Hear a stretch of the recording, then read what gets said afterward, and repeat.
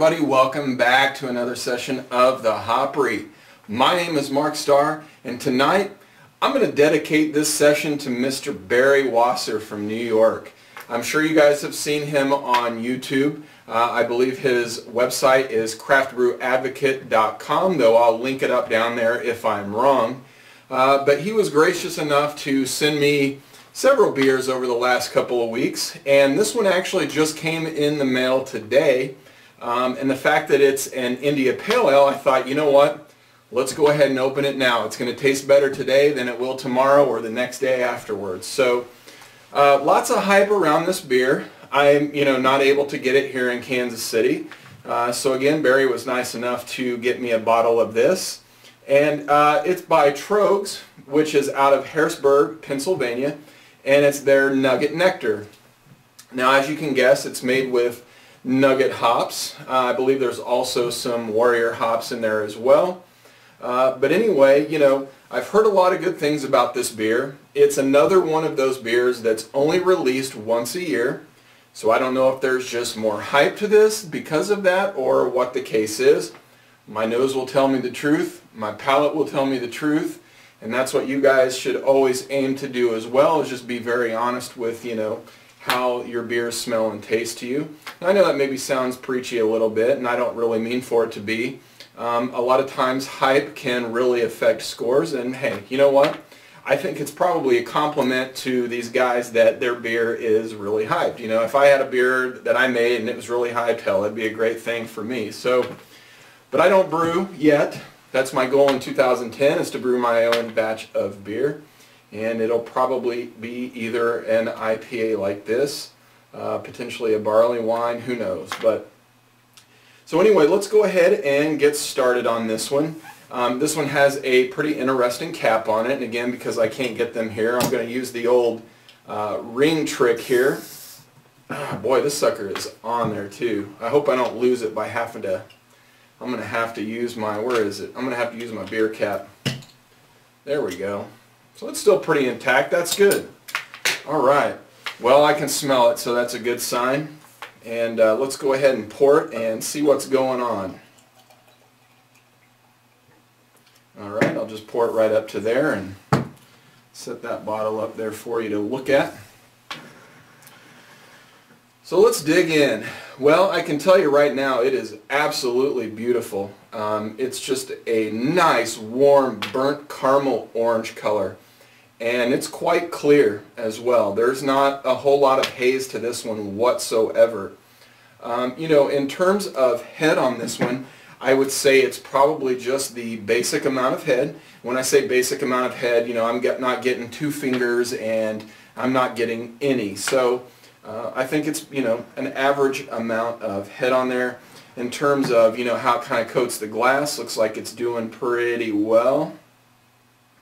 Maybe a little bit of lacing here once we, drink a little bit more of the beer, but I'll tell you, I really, really am happy with the color on this one. So, well, anyway, let's go ahead and see how it smells, because that's one of the most important things as far as I'm concerned.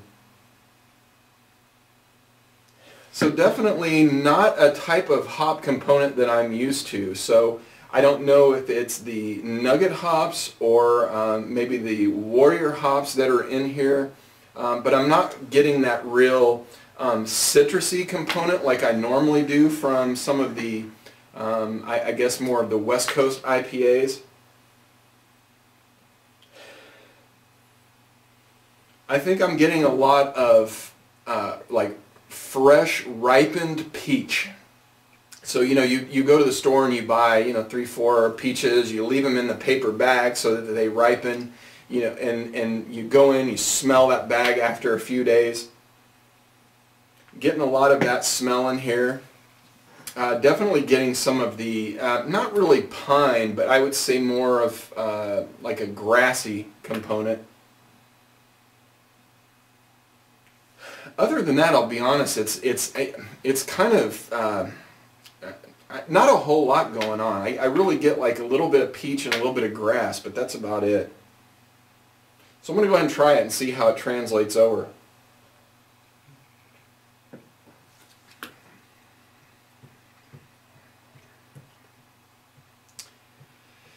So honestly, I'm not, you know, there's just not a lot going on with this beer, to be honest with you. I really am surprised. This is really on the grassy end of, you know, the hop characteristics that I'm getting out of it. There's not a whole lot of bitterness. I would say there's a small amount of bitterness. The balance is actually pretty nice. You know, the bitterness and the sweetness, I think, are really kind of syncing up.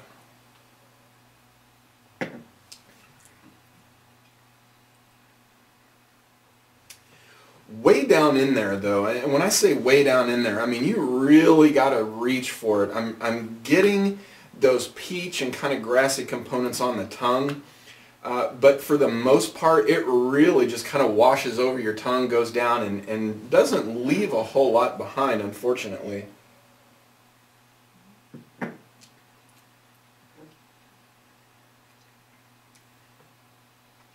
You know, I went to a beer store not too long ago, and, you know, I was kind of in the mood to just buy some fresh hop pellets because I wanted to open up the little packages, and I really wanted to kind of teach myself what hops smell like.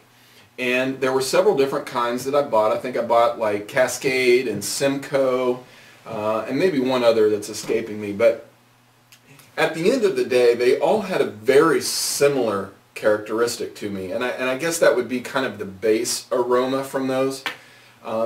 When I taste this, that's kind of what I get, is the base aroma, or, you know, like the base flavor of the hops.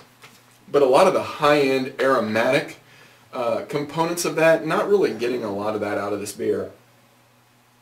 Let me pour a little bit more here. Get some air going in there.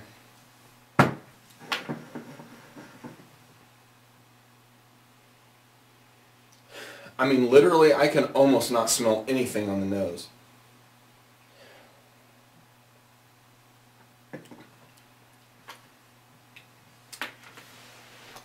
Now, I know on the bottle here they say that it's an Imperial Amber. If you go online and you look at, and it's 7.5%, but if you go online to, you know, Rate Beer, Beer Advocate, some of those sites, they claim that this is an India Pale Ale or an IPA, but I'll be honest with you, I don't know. You know, the fact that it says Imperial Amber makes me think that it's not intended to be that big of a beer. Now, if that's the case, then this is perfectly fine. If it's just a regular Pale Ale or Amber Ale, as that's probably what it is, then, you know, it's fairly enjoyable. But I got to tell you, as far as like my expectations are concerned, not what I thought it would be.